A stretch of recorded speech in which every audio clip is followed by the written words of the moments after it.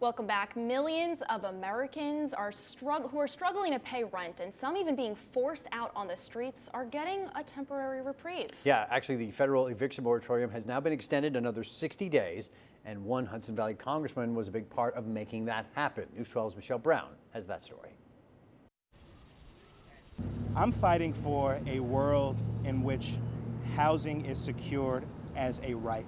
From a big victory in Washington, Congressman Mondaire Jones back in his district and surrounded by grateful housing advocates in White Plains. We have a housing and homeless crisis brewing. Jones and other congressional progressives stage a sleep-in on the steps of the U.S. Capitol that forced the Biden administration to extend a federal eviction moratorium another 60 days. We would have stayed out on the Capitol steps for as long as it took to make sure that people who deserve to have homes. Ossining mom and housing advocate Sheila Vereen Massingale knows what it's like to almost lose a roof over your head.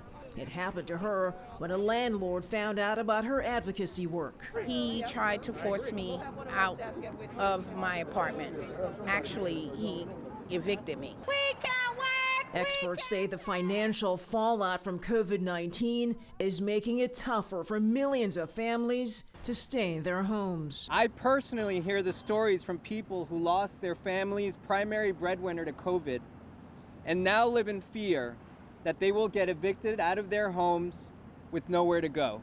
In order to further help Hudson Valley residents struggling with housing insecurity, Congressman Jones is calling on state officials to speed up the disbursement of billions of dollars in federal funds allocated for rental assistance. According to Jones, just over $46 billion still has not been allocated. With a current moratorium providing just a temporary reprieve, these housing advocates know the fight is far from over. In White Plains, Michelle Brown, News 12. Well, a coalition of housing groups have filed a lawsuit challenging this latest eviction moratorium, calling the Biden administration's action political and unlawful. We'll keep you posted.